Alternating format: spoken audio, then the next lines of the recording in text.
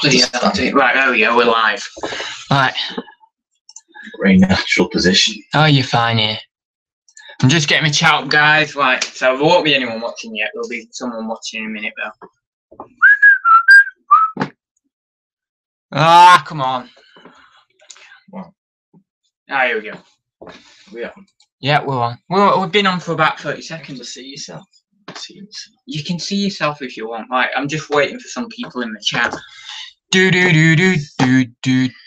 you usually get? Usually it hovers around 34. We've got 5 now. It hovers around about 34, but sometimes it goes up to 40.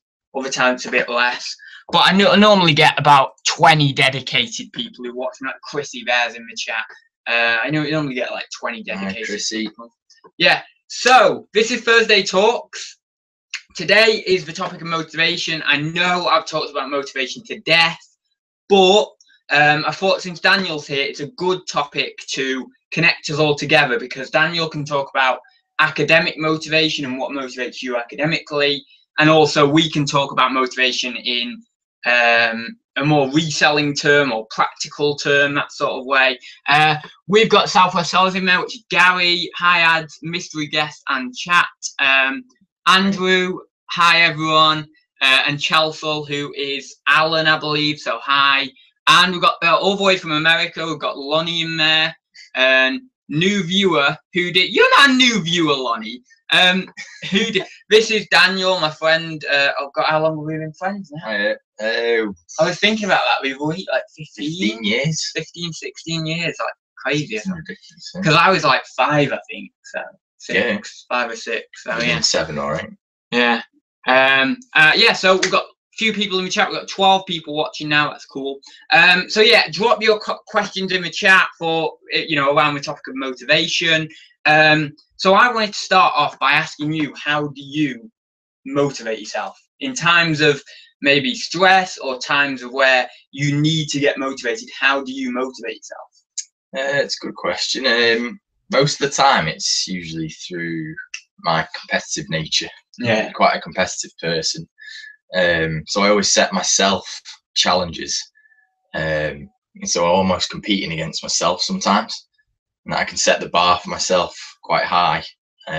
So I can always work towards improving, self-improvement, constantly something that I'm always working towards. Whether it's exercising, work, or social life, I'm always striving to improve myself in some way. So that's basically how I do it. I can vouch for that as well. You're just crazy sometimes with your level of motivation with doing stuff. Like every time we went to the gym, you'd be crazy with the gym. I'd always be following behind, and I'd be like, I never had that level of motivation you've had. And again, in your studies, you've been really, really motivated. In terms of how I'm motivated, a big one, I'm looking down there because my headphones are down there. A big one is music for me. I literally listen to like music for 4 hours a day minimum, if not 6 hours a day. Listen to it on walks. I listen to it throughout the day. I listen to it sometimes when I'm packaging. Well, that can be a double-edged sword, because you sometimes package your items wrong or package the wrong item and you don't know which item's which. So yeah, that's kind of a big thing for me, what motivates me. Also, does your future motivate you in a way? For example, do you envisage a future for yourself, and do you want to work towards that?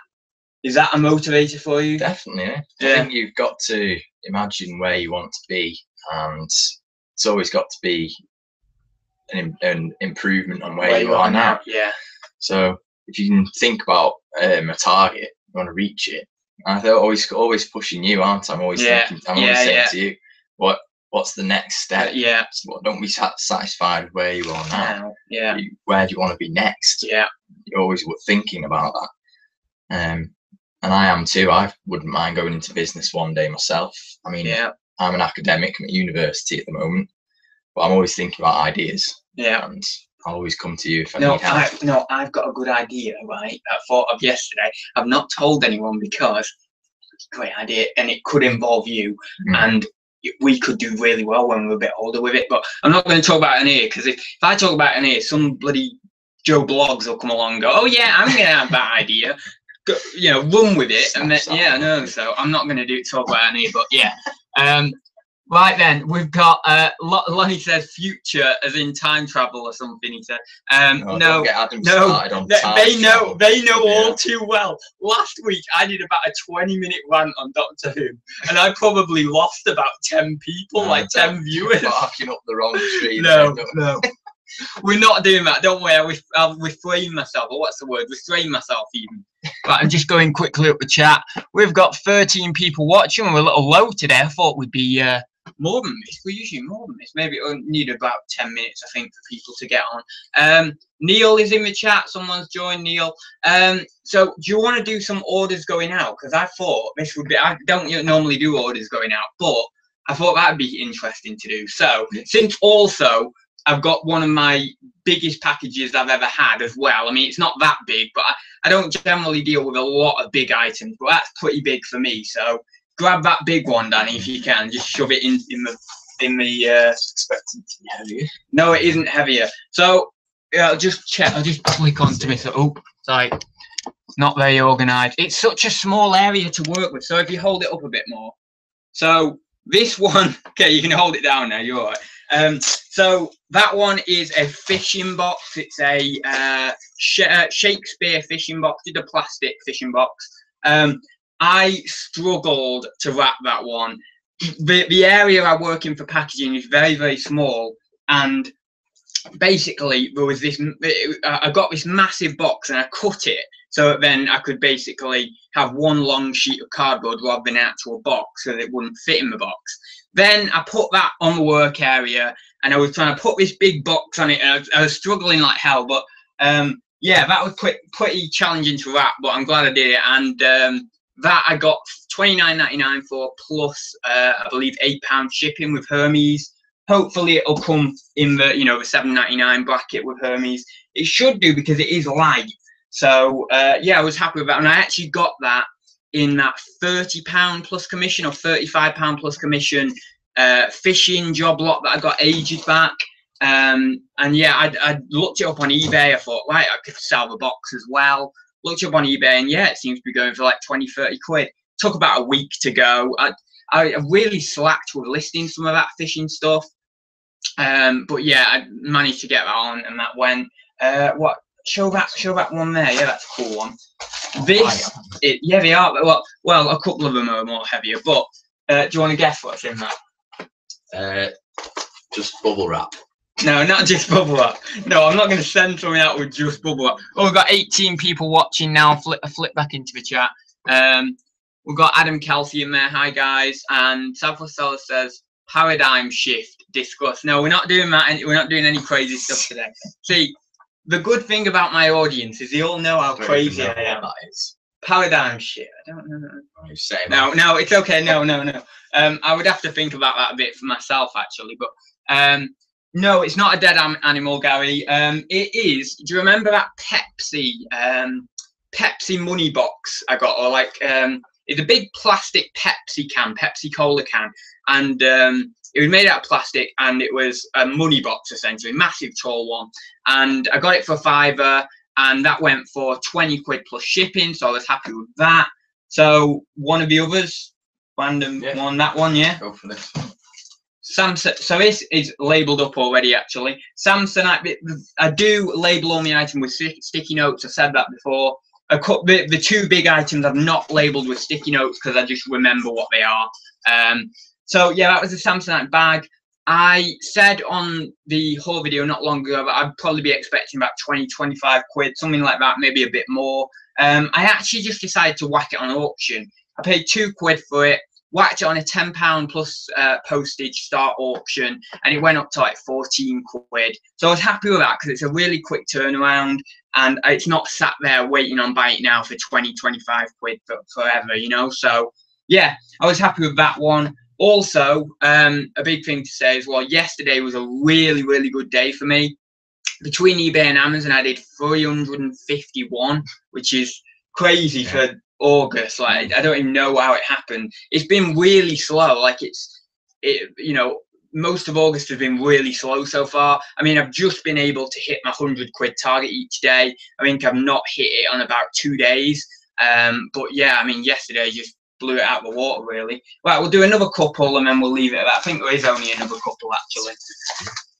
These Weight Watchers books, actually, I picked these up because David said, you know, some of these Weight Watchers cookery books, things do okay. I paid, I believe, like £3 for the 3 books, and they went for £14.99 plus postage. So, you know, all right, profit margin there. And then what are those? That's one. It's like clothing. Oh, this is the Ben 10. Oh, this was a fail. This was a right fail. This was. I bought that Ben 10 bedding like for like 50p, didn't I? And I put it on, I think, like a 99p or 1.99 auction, and I got like 1 bid, and I put postage on it so that then I'm like a couple of quid, 1 or 2 quid up on the postage. So then even if it got 1 bid, I'd still be safe. But yeah, complete fail. I was hoping it would actually go before last Kaching Club, but it didn't. It just kept spinning round on auction, you know, for days upon days upon days, getting relisted. And yeah, it just terrible, absolutely terrible. But probably made like a tiny profit on it, but I'm glad it's gone. But that's the thing, like when I'm doing these Kaching Club challenges, I have to think to myself, you know, I've got to do the quick turnaround. So a lot of the time with these Kaching Club challenges, I'm putting things on auction and not necessarily thinking about what price I'm getting, but I'm just trying to get it sold so that then I can actually say, look, I've sold that and completed the challenge. Right then, where are we in the chat? Gary says a fundamental change in approach or underlying assumption. I don't even know what that. Oh, a paradigm shift. Paradigm shift. A fundamental change in approach or underlying assumptions. I don't know. I can't even make sense of that. Yeah, it sounds deep. Caroline's in the chat. Hi there, Caroline. So yeah, motivation questions. Please do drop them in the chat, or else we've not got much else to talk about. We're only going to be on for half an hour today. It's really sunny outside, and I want to get out as well. And I want to do my photos and get that done. And I've got to get all this off. So we're only going to be on for half an hour. But saying that, I have been on for that. I've actually done like 3 days worth of live chats in a row. Yeah. Like an hour each time. So you do love it though, don't you? I do. I love it. I absolutely love coming on it. Yeah, so that's, no one else has got any more questions in the chat. So what else now? What was I going to talk about a little bit? I wanted to kind of talk about the difference between academia and, like, you know, a job, or like a you know, practical work, like, you know, business and stuff like that. But I forgot what I wanted to actually talk about, what I wanted to touch on in that subject. Like, how is it? I don't know. I just think there's a big difference between that's like, what going to uni. Yeah. I'm 23 now. I've getting old, but still haven't like gone out into the working world yet. Yeah, I think that's kind of what I wanted to talk about. You have completely different. My brother is in a similar situation, but if you don't carry on to university, you're all of a sudden in that position where you kind of you've got to think of something to do. Yeah. And if you've not got an apprenticeship or something following up, it's really hard to know how to be successful and make success of yourself. Yeah. So I think you're doing the right thing, trying something on your own, bit of business, and getting some experience that way. It's quite good. I think it's weird because with you know, academic and studying business for me was extremely different to doing it practically like this, in terms of just literally buying and selling, sort of wheeler dealing. When I was learning it, I was learning management level business. I wasn't learning how to buy and sell, because that sort of, you just sort of, you're expected to just know that or just learn that on your own.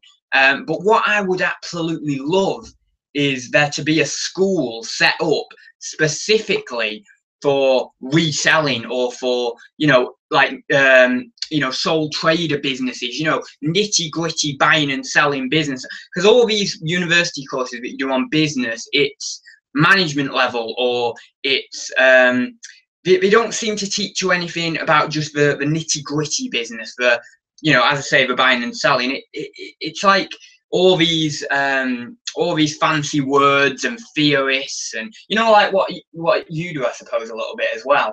You know, all the theorists and all the matrix and all different, you know, supply and demand charts and stuff like that. And don't know anything about that. It just, I know the theory of it. I know it.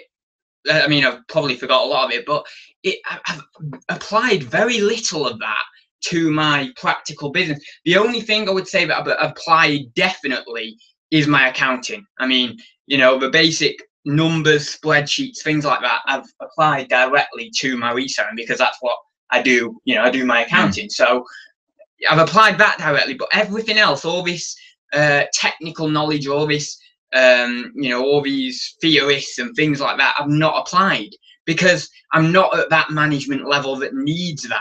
So I just think there should be there should be a bridge of, should bridge the gap between academic and practical, you know, practical working and actually being in the workplace. I think we need to bridge that gap. And I think a few places, you know, a few universities and stuff are doing that, you know, work experience of the people and stuff like that. Do the years in industry. Started to include that now. Yeah, which I think is great, because, you know, it helps bridge that gap. Some questions. Yeah, oh, I have here. Blooming hell. Your eyes are better than mine. Who's your mystery guest? You don't know Daniel?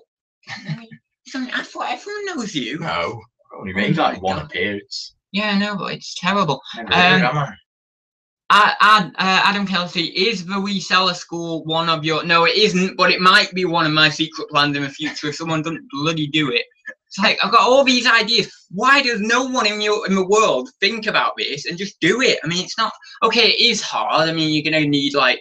Well, to do a school, you'll need, like, what, 200,000 or 500,000 to set that up? You need a lot. More than that, probably, to be honest. I know. Caroline, yes, totally agree. I've got a diploma in business studies and a degree in economics, and don't use anything I learned when it comes to reselling. You'll see some of my videos from a while back when I was doing business, well, not business related videos, but I would try and incorporate my academic life into my reselling, and it just doesn't work like that. It just, you know, I've got all these theories in my head of what I've learned, and I want to be able to apply it to this. But you just can't do that. It just doesn't seem to work very well. Now, I would find it very, very easy to apply it if I was in, as I say, a managerial position where I need to do competitor analysis, I need to do SWOT analysis, I need to do pestle analysis, I need to do, you know, Ansoff's matrix and all this, a load of mumbo jumbo, you know. But with reselling, you just don't need that, and it frustrates me that there isn't a way to bridge that gap in some respect, or teach people in a different way who are wanting to go down the more smaller business route than just a managerial position in a business, you know. But yeah, we've got Chris in there. Afternoon, everyone. Right then, I'd need an hour to get 10 listings done 2 so far. What do people actually list to me? I did, because what happens is a lot of people like are listing on the phone or on the computer while they're watching me or listening to me. Well, not necessarily me, but other people. But I didn't know people do that for me, because I thought, yeah. See, with me, I always think you need to actually be on the screen looking at me, because I'm that full on, you know. It's all right, mate. Oh, here we go. Adam, don't worry about it. Sorry for not knowing Daniel. I'm new to your channel. Oh, have you? You really? Are you new to my channel? I thought you'd been watching me for quite a while. Yeah. Well, we've got 23 people watching now. It's starting to creep up. We're about sort of 15 minutes in or so. So yeah. Oh yeah, hit that thumbs up if you are enjoying it as well. Not that I really care, because loads of my videos have got like either loads of thumbs down or loads of thumbs up, or like somewhere in the middle, and I just don't even look at them anymore. But yeah, it would be nice if you did do a thumbs up. It's still nice.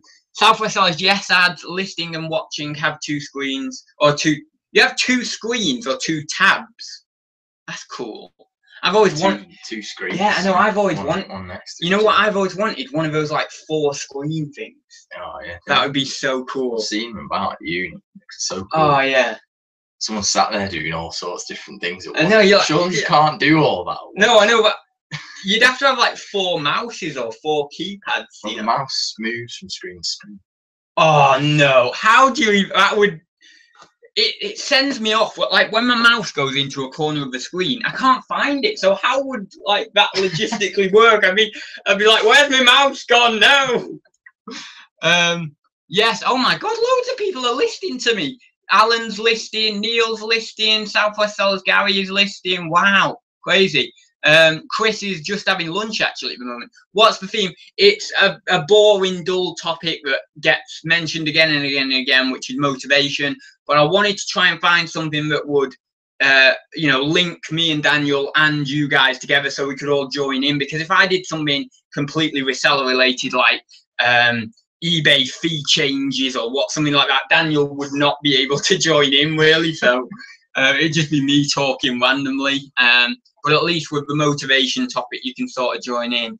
Right then, PC with 2 monitors, looking at getting. Oh, he's looking at getting a 3rd one. Yeah, That's cool. Multitasker. I think I'm going to go for a laptop next time. Yeah. Yeah, I think I want to be able to move it around, but I want to get a really good one, and that's going to cost, isn't it? 5 new items now researched and listed. Great. Yeah, get to 10 before 2 o'clock because we are going to go at 2 o'clock. Right, I am working on the laptop and watching you on the TV. Oh, wow, we're being watched on a TV right now. How cool is that? That is awesome. It's like Jeremy Kyle show or something. We're like the Jeremy Kyle show on the TV or something, aren't we? Bloody hell. Yeah, you're the dodgy Dave. Oh, we got Blitz in there. Blitz 9287. Hi guys, he says. Oh, another person who's listing, Jamie is listing as well, which is cool. Oh, we've got 25 people watching now. That's more like it. Say hi, you know, if you watch. Oh, and then it goes immediately down to 24. Say hi if you're, you know, you're watching but you're not in the chat. Give us a hi. Because I think we've got about sort of 10 people in the chat, but we've not got all 26 in there. Right, yeah, and also drop your questions down there because we've got 10 minutes left and I want to answer another couple of questions. So please drop your questions in the chat. I guess I have a question. What? So, you know how you said this one was a fail? Yeah. It's like it's not made much money. Yeah. So, like, why would you do it in the first place? And then how would you start the transition to working towards not doing it again? The higher products, so your ones that cost more, but you're also going to make more money back on it. Wait, that's how you make more money. Right. Okay, I'll answer your first part of the question, but I didn't understand that last bit. Right. So, how do you move into spending more to get more back? That's easy. Well, I mean, okay, it's not easy. It's not easy. But, yeah. All right. It's not easy, but it's easy to me now. But yeah, that's just because I've been doing it a fair bit now. But that basically, I run a show with David McGregor called the Kaching Club every month. And he set a challenge.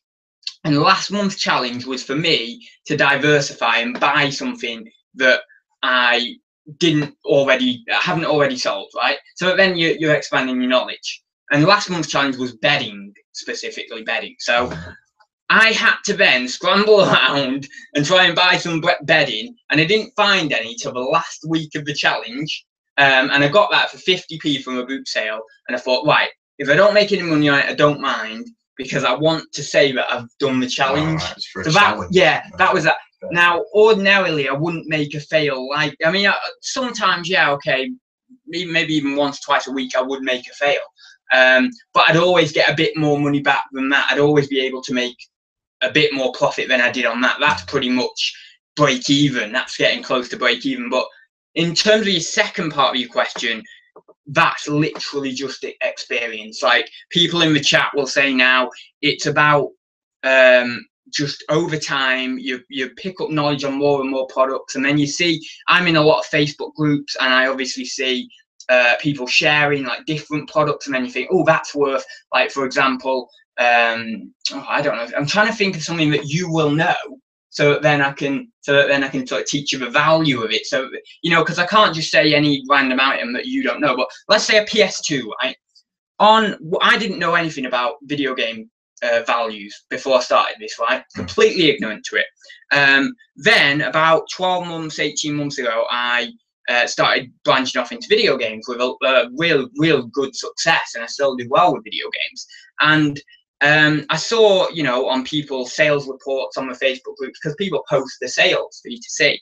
And I saw that someone had got like 30 quid, 35 quid for this PS2 console, and a memory card and a controller and the wires and stuff. And then I found that out. So then I thought, well, how can I get that item for cheap enough to resell it? So then I think, right, well, I've got to keep going to the car boots. I might be able to source on eBay. So you buy, you know, like you do what's called eBay sniping, and you buy on eBay to resell on Amazon or resell back on eBay, and that's how you do it. And then you go to auctions and you see things, and then you just research them. You literally, it's sometimes as easy as going to an auction. There's something there that you know, like the look of. You literally type in what it is to eBay, click completing and sold. You see it's going for 100 quid. The auction has got it estimated between 20 and 30 quid. Let's say you get it for 40 quid. 40 quid into 100 quid, less your fees and stuff. You probably doubled your money. So, like, you know, there you go. So you spent your 40 to get like 40 or 50 back. But this is the misconception everybody has. If you buy higher value items, so like an item for £100, you're not necessarily going to make the profit margins of buying something for £1 into £10. You're going to make a higher net profit margin with your lower value items than you are with your higher value items. But the good thing about higher value items is you've got only one item to package, and you've only got one item to list. Whereas if you were to do it with the lower value items, you only have, you actually have more items to pack and list. Yeah. So sorry, I'm bloody. A lot more work. Yeah, I mean, sometimes you think, God, where does all this knowledge come from? You know, I just know it. I just know it. You know, because I've been doing it for quite a while. Here we go. Yeah. Oh God, we've got a few questions. Right, we've got 5 minutes left. What motivates you to make YouTube videos? Me, it used to be, and I'll be quite frank with this, it did used to be the potential for earning good money in the future.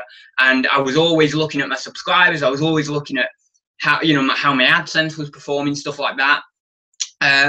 And I was like thinking, oh yeah, you know, I was saying this to you as well, wasn't I? I mean, I'll be quite honest. I was saying to you like, oh yeah, you know, I might be able to get to 5K at this time frame, and then that'll mean that I'm on X amount per month, and then I can say, oh yeah, well in 10 years I'll be on X amount, and, you know, and I would be saying that to you, and be using sites and stuff like that to have a look. But now, probably for the last sort of 6 months or so, yeah, I've not been doing that. I've just not. I mean, you can probably see it in the videos. I don't put as much effort in, and maybe that's because I'm less focused on the money side of it and more just focused about going live and having a chat with you guys and enjoying the social side. I think I was thinking of YouTube more as a monetary thing, and that motivated me. But now my motivation and my priority has switched, and I'm still motivated by YouTube, but it's not at all for the money. It's for the just the community and just seeing everyone in the chat and having a good time. But yeah, so that's that really. So I was motivated by money somewhat in the beginning, but now it's more just like, you know, having a chat really, and just social, you know. I mean, just coming on here and just chatting with people in the chat. Here we go. Blitz 9287. It does take a long time to start to learn the stuff that sells. We are all learning every single day from each other. Exactly. Yeah, we all. I mean, I don't know half the things some of the people know on here. I mean, it's crazy. And in this game, knowledge is power. You know, the more knowledge you have, the more items you know about, the more niches you're involved with, the more money you're going to make. From Southwest Sellers. Yeah, that's Gary. Part of my motivation is also gaining more knowledge. Picked up 7 water / sprinkler computer timers at the auction on Tuesday. Always looking for new items I've never saw before. Yeah, it's exactly the same as me as well. You know what my whole videos are like. There's like 5 new items every week. Neil says, quicker SWS. You can do, oh, what's that? I don't know what that means. Quicker, I don't know, quicker SWS. I don't know what SWS means. Hi, how many Facebook reseller sites are there? I don't know. There's loads. There's probably, I don't know. There's got to be 20 plus or more. No, because you've got all those in America. You've got loads in the UK. I mean, you've got the ones that I don't know about. It's probably about 30 or 40 I don't know about. You've got really little ones, but yeah, just join the main ones and go from there. You know, if you're not in the main ones. Martin says someone offered me a big retro collection. They want 250k. What? It must be that. Sorry, that retro collection must be like a full house if they want 250k, or like a full museum. That's crazy. That's absolutely crazy. Going to do some DVDs to get them done. Oh, what? Oh, you're listing DVDs? Oh my god, I can't listen. Unless they're on Amazon. I can't list DVDs on eBay. God, I did all that at the start of my reselling journey. That was bloody annoying. All collect together. All of you put 250k together. There you go. Crowdfunding it. Yeah. Crowdfunding. Oh, here we go. Oh, he's talking to Southwest Sellers. Oh, I get it. So SWS is Southwest Sellers. Sorry about that.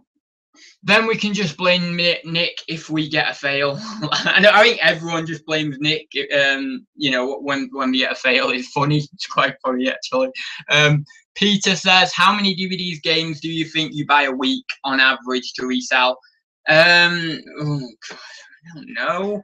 Why does everyone want to know these questions? Why can't we ask like easy questions? Everyone wants to know like how many items do you sell per week? How many items do you list per week? How many items do you source per week? It's like it changes so much, you know. It depends if I'm doing higher value items, if I'm doing lower value items. It depends on, you know, how much I'm selling. If you're asking the question of how much, it really is so variable, you know. It really is. It's not like we don't have a set wage with reselling. It's so fluctuating, so it really does depend on how much is available.